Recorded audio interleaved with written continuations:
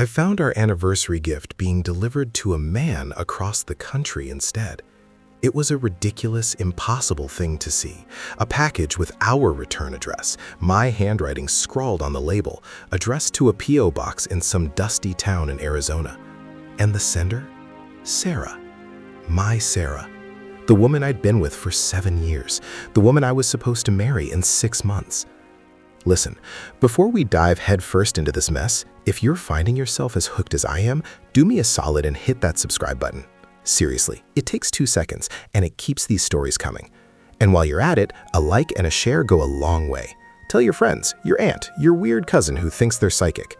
And definitely drop a comment down below. I read every single one. Your thoughts matter. Back to the absurdity.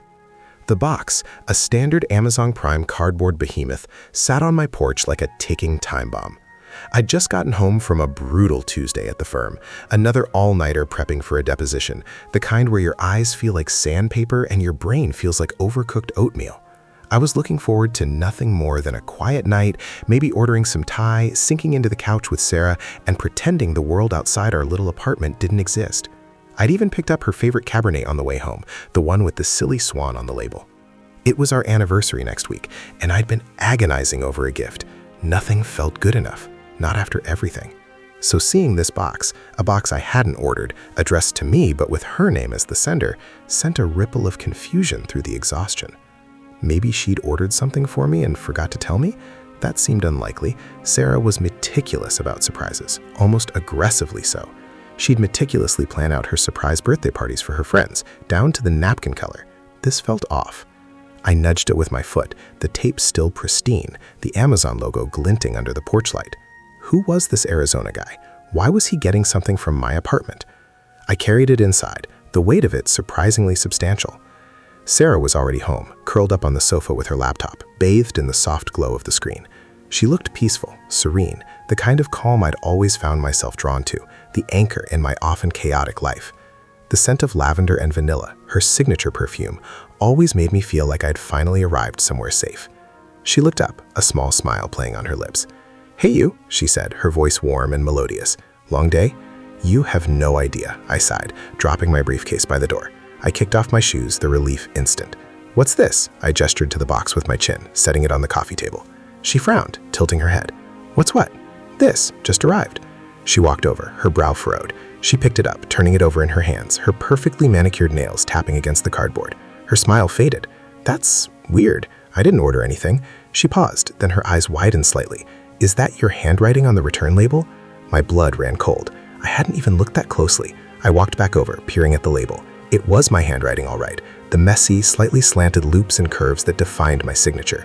But the return address, it was our apartment. And the recipient, I had to squint. The ink was a little smudged, but it was clear enough. P.O. Box 417, Sedona, Arizona. And the name, a man's name, a name I didn't recognize. Brian something. "No way," I breathed out, a strange, unpleasant sensation bubbling in my gut. It felt like stepping onto thin ice. "That's not my handwriting. That's your handwriting, Sarah. You know how I sign things." I did. I had a very distinct, almost calligraphic flourish to my J that was unmistakable. This wasn't it. This was tighter, more angular, and distinctly feminine. My mind raced, trying to connect the dots. Why would she use my handwriting? Why send something to Arizona? Why would she send something from our apartment to a stranger in Arizona? Sarah's face had gone pale. She looked from the box to me, her eyes wide with a fear that mirrored my own burgeoning unease. I don't know," she stammered, her voice suddenly thin. "I don't recognize the name, and I didn't write that return address, I swear. But it looks like my handwriting," I insisted, my voice sharper than I intended. The exhaustion was starting to fray my nerves, and the sheer illogicality of the situation was grating. "And it's coming from our place. Who is Brian? And why would you send him something for our anniversary?" The words hung in the air, accusatory. The anniversary. That was the gut punch. The gift. She flinched at the accusation, her eyes clouding over with a mixture of hurt and something I couldn't quite decipher. "I wouldn't send anything to another man for our anniversary, Julian. You know that." Her voice was trembling now. "Then explain it," I practically shouted, the tension in the room ratcheting up. The quiet evening I'd envisioned had evaporated, replaced by a suffocating atmosphere of suspicion. I grabbed the box, my fingers digging into the cardboard. I had to know what was inside. I needed answers, and the only way to get them was to rip this thing open. "Julian, wait!" she cried, reaching for me, but I was already tearing at the tape with a frantic energy. My hands shook as I pulled away the flaps, revealing layers of packing paper. Beneath that, nestled securely, was a watch. A sleek, minimalist men's watch. Silver band, black face, expensive, very expensive. And engraved on the back, almost too small to see unless you were looking for it, were two initials, JM, my initials, Julian Miller. I stared at it, my breath catching in my throat. This was no ordinary gift. This was a personal, expensive item, and it was engraved with my name, my initials. Who was this Brian? And why was Sarah sending him a watch engraved with my initials? The pieces, twisted and distorted, were starting to form a picture, and it was a horrifying one. Sarah let out a small whimper behind me. I didn't turn around. I just kept staring at the watch, the cool metal a stark contrast to the heat rising in my chest. "Julian," she whispered, her voice barely audible. It's not what you think." "Then what is it, Sarah?" My voice was dangerously low, a predator's growl. "Because right now it looks like you're sending my anniversary gift engraved with my initials to some guy in Arizona. And not only that, you're using my handwriting on the return label, trying to disguise it." The wheels in my head were spinning, a terrifying kaleidoscope of possibilities. Had she been seeing someone else? Was this some bizarre, twisted game? Was she trying to frame me? The betrayal, the sheer audacity of it, was beginning to sink in, a tidal wave of nausea. She took a shaky step closer. "Julian, please, let me explain." "Explain what?" I finally turned, the watch clutched in my hand like a weapon. Her face was etched with a panic I'd never seen before. Her eyes, usually so calm and knowing, were darting around the room, unfocused. There were faint smudges of what looked like dirt or grime on her cheek, near her hairline, and her usually immaculate hair was a little disheveled. She looked hurried. Like she'd been caught in the act. "It's complicated," she breathed, her voice cracking. "Complicated?" I laughed, a harsh, humorless sound. "It seems pretty damn simple to me. You're cheating on me, Sarah. You're sending expensive gifts to some other guy and trying to cover your tracks." "No!" she cried, her voice rising in desperation. "It's not like that at all. I needed to get you something special, and I ran out of time and money, and then I met someone who helped me." "Helped you how? By giving you a watch to send to another man?" My mind was a storm of accusations, each one more damning than the last. The carefully constructed narrative of our life together was shattering around me, the beautiful facade crumbling into dust. Every shared laugh, every whispered promise, every moment of intimacy now felt tainted, suspect. She wrung her hands, her gaze fixed on the floor. He's a collector of vintage watches, and he knew I was looking for something unique for you. He had this one. It was perfect, and he offered to help me get it to you. He said he had contacts out west, a way to ship it discreetly." "Discreetly?" I repeated, my voice dripping with sarcasm. "My sending it to a P.O. box in Arizona with my handwriting on the return label? That's your idea of discreet?" He said it would be better if it looked like it was coming from you, like a surprise from yourself, maybe. He thought it would be a funny joke. And I was so stressed, Julian, so overwhelmed with wedding planning and work, and I just went along with it. I thought it would be a cute story we could tell later." Her voice was a desperate plea, a cascade of excuses that felt increasingly flimsy. "A funny joke?" I echoed, my anger simmering, threatening to boil over. "So you and this collector friend decided to play a practical joke on me with my own anniversary gift? And you used my handwriting to make it even more funny?" I looked at the watch again, the engraved initials mocking me. JM, Julian Miller. It was meant for me, but it was going to a stranger, sent by my fiancé, who was now babbling about a collector and discreet shipping. Her eyes finally met mine, and in them I saw a flicker of something that looked like genuine terror. "Julian, I swear, it's the truth. He's just a business acquaintance, nothing more. He's not exactly a stand-up guy. He insisted on the anonymous shipping. He said it was part of his service." "Anonymous shipping?" I scoffed. "To a P.O. box in Arizona? That's supposed to be anonymous? And you're telling me you have no idea who this man is, other than he's a watch collector with a penchant for elaborate, deceitful shipping methods?" The story was unraveling before my eyes, each word she spoke digging a deeper hole. The guilt I felt was a cold, sharp thing, twisting in my gut.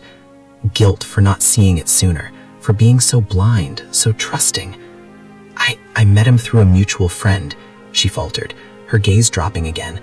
He's a bit eccentric, and he likes things done his way. I was so desperate to get you this watch, Julian. You always said you wanted a classic timepiece, something timeless. And this one, it just felt like you. I was running out of time, and I thought this was a good solution. She looked up again, her eyes pleading. Please, Julian, don't do this. Don't accuse me of something I didn't do. But the watch, engraved with my initials, sitting in a box addressed to a P.O. box in Arizona, sent by the woman I was supposed to marry, felt like the loudest accusation of all. The scent of lavender and vanilla suddenly seemed cloying, suffocating. I looked at Sarah, at the fear and desperation in her eyes, and a chilling realization began to dawn. The man in Arizona, the P.O. box, the handwriting, it was all a meticulously crafted deception. But who was it really meant for? And why would she go to such elaborate lengths? The trust I had placed in her, the foundation of our relationship, felt like it was crumbling into 1,000 pieces, leaving me standing in the rubble, utterly alone. I held the watch tighter, the cool metal a stark reminder of the cold, hard truth I was beginning to uncover, the truth that was about to shatter everything. And I knew with a sickening certainty that this was only the beginning of the unraveling. The air in the room crackled with unspoken questions, with the weight of her half-truths and my dawning suspicion. The silence that followed was deafening, pregnant with the unspoken horrors that lay beneath the surface. The watch in my hand felt heavier now, a dead weight against my palm. J.M., engraved initials, my initials, and the P.O. box in Sedona. It was a story so convoluted, so bizarre, it almost sounded like fiction. But the tremble in Sarah's hands as she twisted her wedding ring, the frantic beat of her pulse I could almost hear from across the room. That was real. Her eyes, usually so steady, flickered with a desperate kind of fear, the kind you see in a cornered animal. Eccentric collector, I repeated, the words tasting like ash. Julian, please, she pleaded, her voice a thin thread of desperation. He works in crypto. A lot of people in that world are unconventional. He overheard me talking to Jessica about how I couldn't find the right gift, how I was running out of time, and he offered. He said he knew a guy, a jeweler, who could get it done fast and discreetly. Discreetly. The word was starting to lose all meaning. So this crypto eccentric, this collector, he somehow acquired a watch that looks exactly like something I'd want, engraved it with my initials, and then convinced you to ship it to another man in Arizona using my handwriting on the return label to make it seem like, what, a surprise from myself? I was playing back her words, dissecting them for any sliver of logic, any hint of honesty. The more I turned it over in my head, the less sense it made. It was too elaborate, too planned. He said it would be a funny story, she whispered, her gaze dropping to the intricate pattern on the rug. He said it was a prank, a joke between friends. And I was so stressed, Julian. The wedding, my thesis, your job. I wasn't thinking straight. I just wanted to get you something perfect, something you'd love, and this seemed like a shortcut, a clever solution. She wrung her hands, her knuckles white. He was very persuasive. He made it sound exciting. Exciting. The word was a punch to the gut. What was exciting about this convoluted lie? What was exciting about deceiving me? Exciting enough that you didn't think to mention it to me? I challenged, my voice rising again. Exciting enough that you're standing here, pale and shaking, with a story that sounds like it was pulled from a bad spy novel? The anger was a hot wave, washing over the initial shock and confusion. It was laced with a deep, searing pain. The pain of realizing how little I'd known her, how easily she'd been swayed, how readily she'd participated in a scheme that involved deceiving me. She swallowed hard, her throat working. I was going to tell you, after you opened it, when the joke was revealed. What joke, Sarah? I finally moved, walking towards the window, my back to her. The city lights blurred through the glass, each one a pinprick of the life we had built, a life that now felt like a fragile illusion. The joke is that you're sending a man a watch engraved with my initials, and then you're trying to cover it up with a story about a crypto collector and a funny prank? That's not a joke, Sarah. That's something else entirely. I clenched my jaw, the muscles aching. I felt her presence behind me, a tentative shift in the air. Julian, please, just listen. This man, the collector, he's not who you think. He's dangerous. He's involved in things. And he said if I didn't do this, if I didn't get the watch to you in this specific way, there would be consequences. My blood ran cold again. Consequences for what? For not sending a gift in a ridiculously elaborate clandestine manner?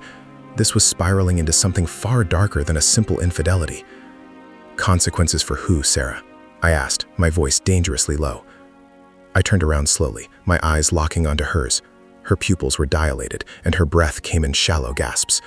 She looked genuinely terrified. For us, she choked out. He knew about you. He knew about the wedding. He said he'd make sure it didn't happen. He has connections, people who can make problems disappear. He said this was the only way to ensure my safety, and yours. I stared at her, trying to process this new layer of deception, this terrifying narrative she was weaving. It felt like a desperate attempt to salvage a situation that was already beyond saving. But the raw fear in her eyes, it was palpable. Was she telling the truth? Was she being blackmailed into this bizarre charade? Or was this just another elaborate lie to cover her tracks? The thought of her being threatened, of her being forced into this, was almost as agonizing as the thought of her betraying me willingly. Almost. So, this crypto collector, this dangerous man, he orchestrated this entire thing?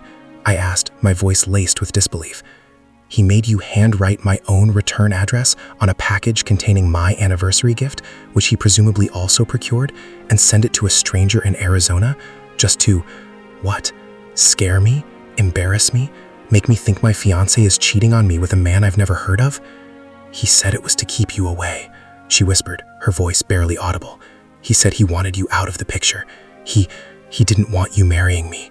He thought if you believed I was involved with someone else, if you were hurt and angry enough, you'd call off the wedding. Her eyes welled up, and a single tear traced a path through the faint dirt smudge on her cheek. He said that if I didn't do it, he'd make sure you never got the chance to marry me at all. He threatened to hurt you, Julian. The blood drained from my face. Hurt me. The casual way she said it, the utter terror in her voice, it sent a shiver down my spine that had nothing to do with anger.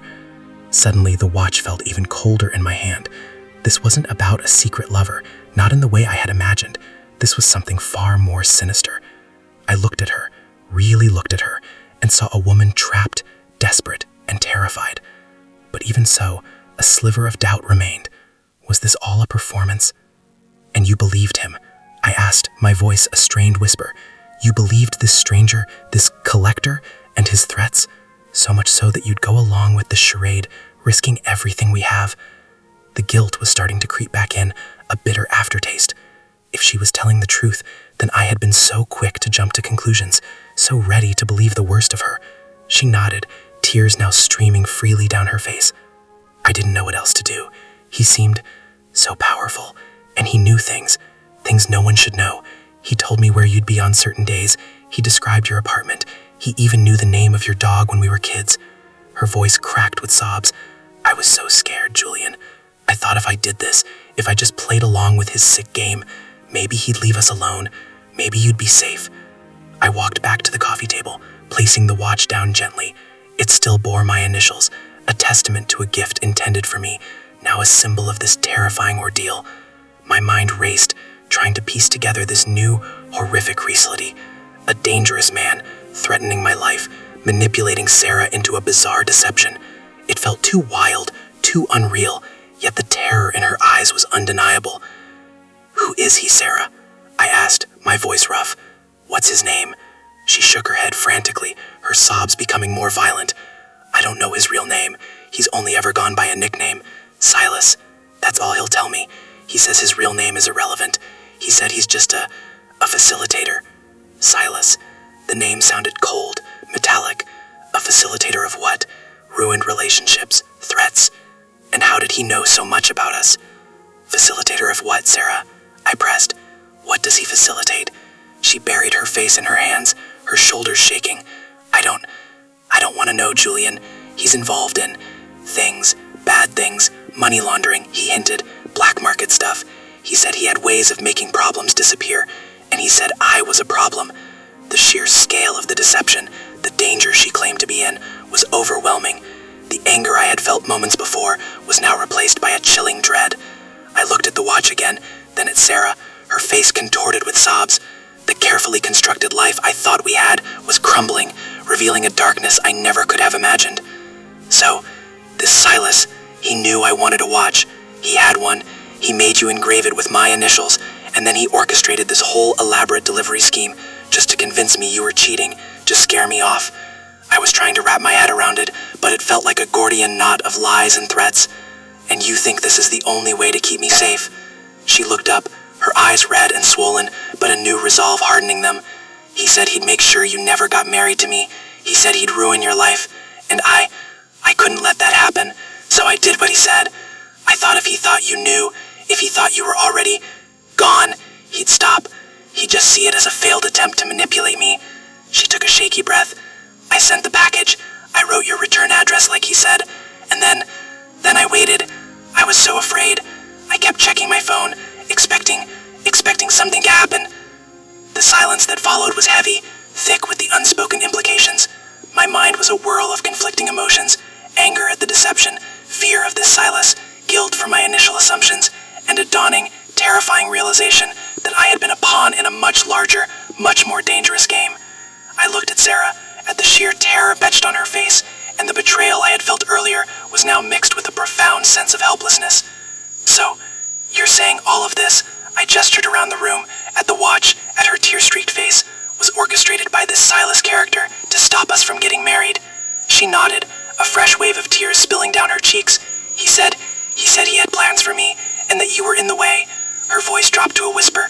He said he didn't want anyone else to have me. He said he was coming for me, and that he'd make sure you never found out what he did. The words hung in the air, chilling me to the bone. Coming for her, making sure I never found out. It was a threat, plain and simple. And I had walked right into it, blindsided by a deception so profound, so manipulative, that I had almost broken us before this Silas even had a chance to. The anniversary gift, the watch, the P.O. box in Arizona, it was all a twisted setup, a carefully crafted scenario designed to push me away, to make me doubt Sarah, to make me walk away. But it hadn't worked, not entirely. It had made me angry, yes, but it had also made me curious. And now, it had made me afraid for Sarah. I walked over to her, my movements slow and deliberate. The rage had subsided, replaced by a cold knot of fear in my stomach. I reached out, my hand hovering for a moment before gently touching her cheek, wiping away a tear with my thumb. Her skin was cold. She flinched slightly at my touch, still wary, still caught in the aftermath of her fear. "So," I said, my voice quieter now, but with a new edge of determination. "This Silas, he wants me out of the picture. He wants to stop the wedding, and he's threatened you. And now, he's probably watching." The thought sent a fresh wave of unease through me. Was he watching us now? Was he waiting for me to make a wrong move? Sarah pulled away slightly, her eyes wide with alarm. "Julian, don't try to be a hero. He's dangerous. He'll hurt you." "He's already trying to hurt us, Sarah," I countered, my gaze hardening. "By turning us against each other, by making you do this. He's playing a game, and I'm not going to let him win. Not now, not ever." I looked at the watch on the table, then back at her. The twisted, horrifying truth was that this wasn't about infidelity at all. It was about control. And whoever this Silas was, he had underestimated us. He had underestimated our bond, our history, our love. Or perhaps he had underestimated my capacity for rage when the woman I loved was threatened. But the question remained, what was his endgame? And if he was so powerful, so connected, how did we even begin to fight him? I picked up the watch again, its weight a strange comfort now. This wasn't just a gift anymore. It was a clue, a piece of the puzzle. And I knew, with a certainty that chilled me to the bone, that the story wasn't over, not by a long shot. I had to protect Sarah, and to do that, I had to find Silas, and I had to understand why he wanted us apart so desperately. The city lights outside seemed to mock me, a backdrop to an unfolding nightmare. The quiet evening I'd envisioned was a distant memory, replaced by the chilling realization that our future, and possibly our lives, were now hanging precariously in the balance. I looked at Sarah, her fears still raw, and knew that the fight was just beginning, and the stakes were higher than I had ever imagined. I stood there, the watch heavy in my hand, feeling a peculiar calm descend over the chaos. It wasn't acceptance, not exactly. It was more like the quiet that settles after a scream, a numb stillness before the next wave. Sarah's eyes, still glistening with tears, watched me, searching my face for something. Forgiveness, understanding, perhaps even a renewed fury. I met her gaze, and for the first time since this nightmare began, I saw not a liar, but a victim, a deeply, terrifyingly entangled victim. "He's coming for you," I repeated, the words a low rumble in my chest. The echo of her fear was still in the room, clinging to the air like stale smoke. "And he doesn't want anyone else to have you." The possessiveness in that statement, the sheer arrogance, ignited something within me. Not the blinding rage I'd felt earlier, but of cold, hard resolve, a protector's instinct.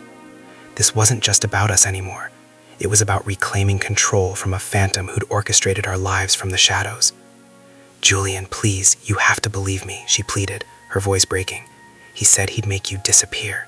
He said you wouldn't even know what happened. He's not playing games." She wrung her hands, the familiar gesture now a stark symbol of her helplessness. "I know," I said, my voice firm. I looked out the window, the city lights of vibrant tapestry against the deepening twilight. Each one represented a life, a story, a world of its own. And somewhere in that sprawling metropolis, a predator named Silas was weaving his web, and we were caught in its sticky threads. He's playing a game, a twisted one, and he thinks he's won. I turned back to Sarah, my eyes locking onto hers, but he hasn't. He's made one hell of a mistake.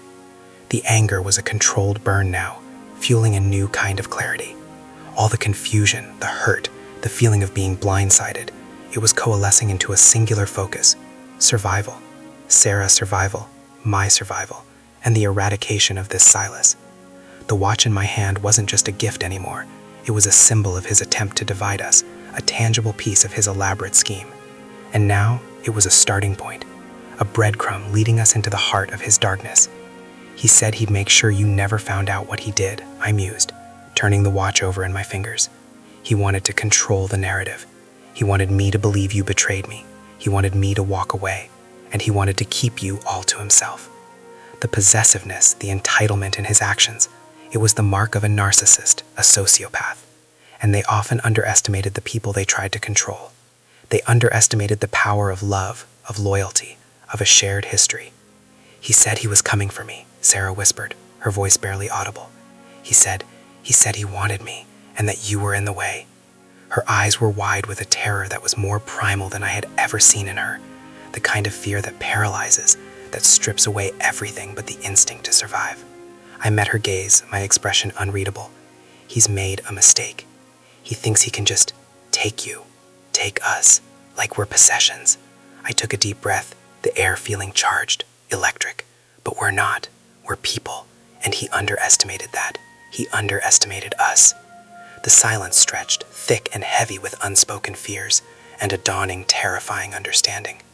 We were not just dealing with a cheater, a liar, or even a criminal. We were dealing with someone who was dangerous, someone who was obsessive, someone who had the resources to make threats a reality. The carefully constructed reality I had woken up to this morning, the one where I was simply about to marry the woman I loved, had shattered into a million pieces, revealing a terrifying abyss beneath. "What do we do?" I said, her voice trembling, but with a flicker of something new in her eyes, a desperate hope, perhaps. I looked at her, truly looked at her. The fear was still there, a raw, visible wound, but beneath it, I saw the strength that had brought her this far, the resilience that had allowed her to navigate this terrifying ordeal, and I knew with absolute certainty that I would not let Silas break her. Not now, not ever. "We fight back," I said, my voice low and steady. We don't run. We don't hide. We find out who this Silas is, and we make sure he can never do this to anyone again." Her breath hitched. "But how? He's so powerful. He knows things. He has connections. He has vulnerabilities," I countered, my gaze hardening. "Everyone does. And his biggest vulnerability is that he thinks he's invincible, that he can control everything. He's wrong." I walked over to the window again, looking out at the sprawling city. He underestimated our bond. He underestimated our love. And he underestimated my determination to protect you. I turned back to her, a grim smile touching my lips. He wanted to stop the wedding. He wanted me to walk away. He thought he had us. He was wrong. I held up the watch, the engraved initials glinting in the dim light. This wasn't just a gift he sent. It was a message, a taunt. And now, it's our roadmap. The fear in Sarah's eyes began to recede, replaced by a flicker of defiance. She straightened her shoulders, her gaze meeting mine with a renewed strength. "What do you mean?" "He sent it to you," I explained, my mind racing, piecing together the fragments of her story, the evidence in my hand. "He knew you'd give it to me. He wanted me to find it. He wanted me to see it. And he knew I'd be suspicious. That's part of his game. He feeds on our doubt, on our fear." I paused, a cold realization dawning. But he also left clues. He has to. No one orchestrates something this elaborate without leaving a trail, however faint. "The P.O. box in Sedona," Sarah murmured, her voice thoughtful. "He insisted I use that specific one. He said it was safer." "Safer for him," I corrected. "More anonymous, but not untraceable." I walked over to the desk, pulling out my laptop. The sterile glow of the screen illuminated my determined expression. "You said he works in crypto, right? And that he's a collector of sorts." Sarah nodded.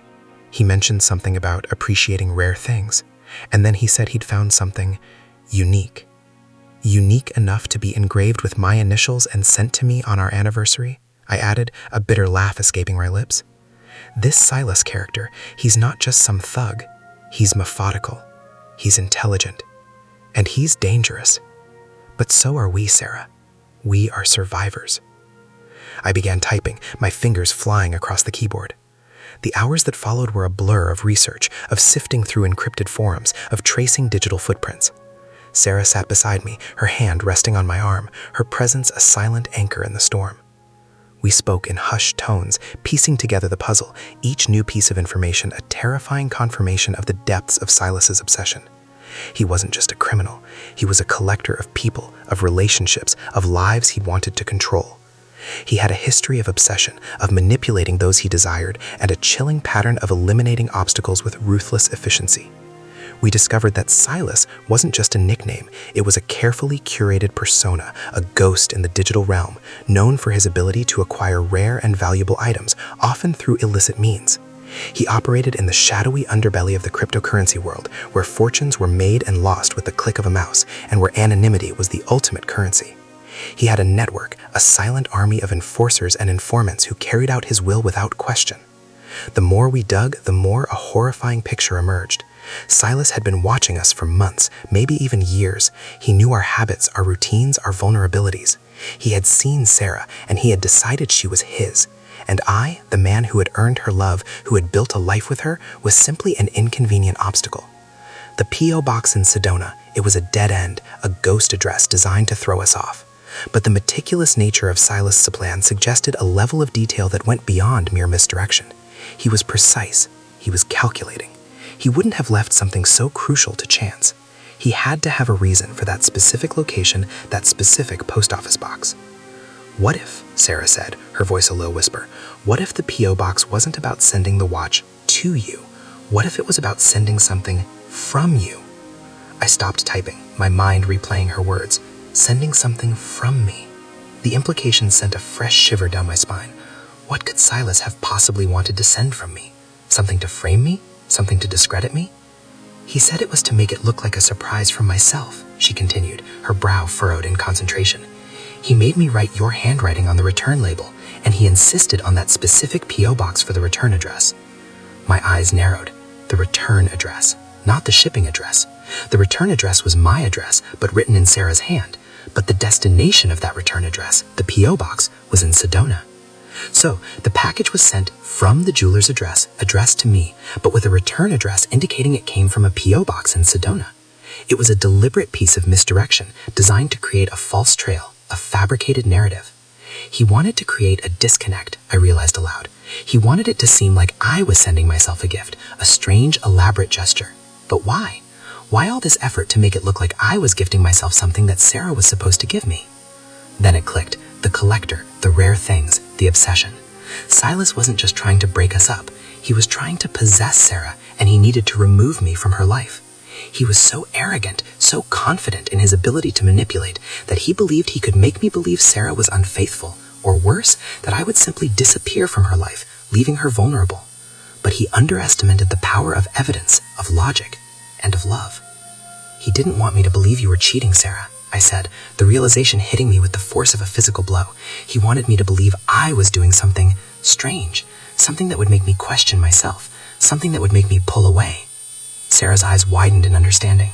He wanted me to think you were losing it, that you were acting erratically, so that when he finally made his move, I'd be more receptive to him, because I'd be scared of you? Exactly, I confirmed, the cold dread settling deeper into my bones. He wanted to poison the well, to make me seem unstable, to make you doubt me. And then he steps in as the protector, the one who can save you from my supposed madness. It was a chillingly effective strategy designed to isolate and control. But Silas had made a fatal error. He had underestimated the strength of our bond, the depth of our trust. He believed his elaborate web of deception was impenetrable. He was wrong. The P.O. box, I said, my gaze fixed on the laptop screen. It wasn't just a return address. It was a point of origin, a place where he orchestrated the whole thing. And if he was so meticulous about it, there has to be some trail. We spent the next few hours combing through every digital anomaly, every faint whisper on the dark web. Silas was a ghost, but even ghosts leave echoes. We found a pattern of small, untraceable cryptocurrency transactions funneling into an account linked to a shell corporation, which in turn was connected to a discrete shipping company that handled high-value, discrete deliveries. The company operated out of Phoenix, not far from Sedona. He used a courier service, Sarah breathed, her eyes wide. He's too smart for that, I replied, my fingers flying across the keyboard. He delegates, he stays in the shadows. But the shipping company, they have records, they have protocols. They have people who can be convinced. The next day was a tense, nerve-wracking dance. We drove to Phoenix, the city a sprawling testament to ambition and excess, a perfect playground for someone like Silas. We found the shipping company's headquarters, a nondescript building tucked away in a business park. The atmosphere inside was sterile, impersonal, every employee a cog in a vast, efficient machine. We presented ourselves as concerned relatives, investigating a potential fraud involving a mysterious package. The manager, a slick, impeccably dressed man named Mr. Thorne, was initially unhelpful, citing privacy policies and client confidentiality. But when I mentioned the P.O. box in Sedona and the specific timing, a flicker of unease crossed his face. "We handle many discrete deliveries," he said, his voice smooth, practiced. "It's difficult to recall individual shipments without more specific details. The details are that someone is using your company to threaten my fiancée and force her into a relationship with him," I stated, my voice deliberately calm but laced with an icy menace, "and that this someone is trying to make my life, and hers, a living hell. This isn't just about a package, Mr. Thorne.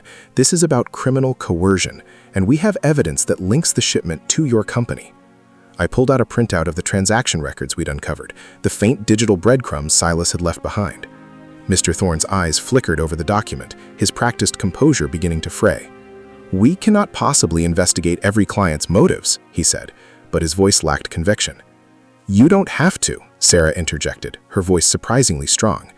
"You just have to tell us who sent a package addressed to Julian with a return address from a P.O. box in Sedona around our anniversary, and who paid for it, discreetly, through a shell company." The pressure was on. Mr. Thorne hesitated, his gaze darting between us, the implications of our accusation clearly dawning on him. He knew we had him. He knew he was complicit, however indirectly. Finally, with a sigh that seemed to carry the weight of his compromised integrity, he relented. We have a protocol for high-value discrete shipments. The client specified anonymity, but our system logs all sender information, even if it's obscured. The payment was routed through a holding account, but the original sender, they used a code, a unique identifier. He turned to his computer, his fingers tapping away. The tension in the small office was palpable. We waited, our hearts pounding in our chests, the outcome of this gamble hanging precariously in the balance.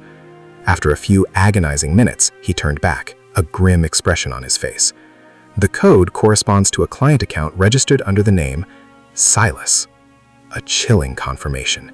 He was real, he was here, and he was closer than we thought.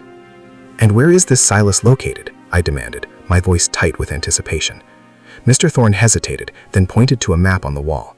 Based on his usual delivery points and preferred methods and the way he tracks his shipments, he operates primarily out of the greater Phoenix area.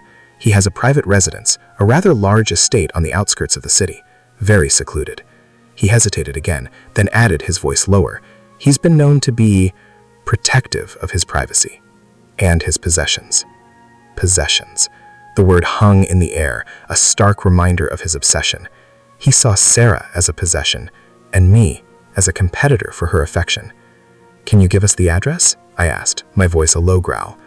Mr. Thorne looked uncomfortable, but the fear in his eyes was evident. He knew he had crossed a line. He had given us what we needed. He handed me a small, printed slip of paper. The address was for a sprawling property nestled in the hills overlooking the city, a fortress of wealth and isolation. We left the shipping company, the slip of paper clutched tightly in my hand.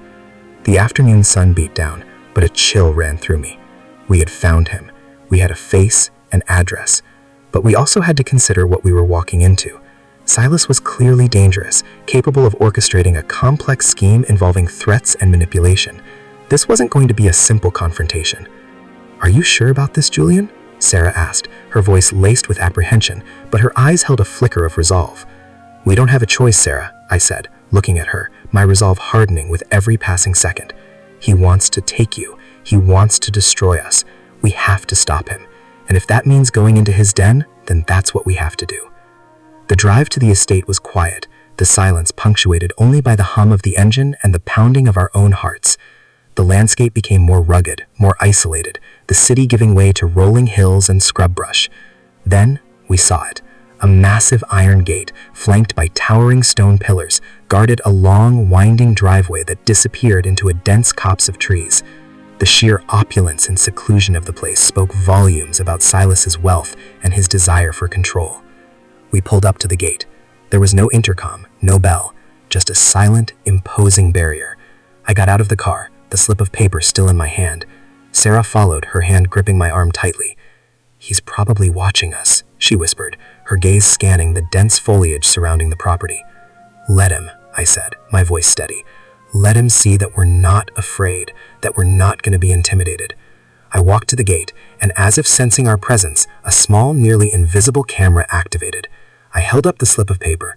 "We're here to see Silas," I called out, my voice echoing slightly in the stillness. "He's expecting us." For a tense moment, nothing happened. Then, with a soft hiss, the gates began to slide open, revealing the driveway. It was a trap, of course, a deliberate invitation into his domain, but it was the only path forward. We drove slowly up the driveway, the trees closing in around us, the silence amplifying the tension. The house that eventually came into view was magnificent, a modern mansion of glass and stone, perched on a hillside overlooking the entire valley. It was a statement of power, of wealth, of absolute control. And it was the lair of the man who wanted to steal Sarah from me. As we pulled up to the front entrance, a figure emerged from the shadows of the large, arched doorway. He was tall, impeccably dressed, with sharp features and cold, calculating eyes. He was the embodiment of the phantom we had been chasing. Silas. He stood there, a predatory smile playing on his lips, the architect of our nightmare finally revealed. He looked at Sarah, his gaze lingering, possessive. Then his eyes shifted to me, a glint of something akin to amusement in their depths. "Julian," he said, his voice smooth, cultured, carrying an undertone of pure venom.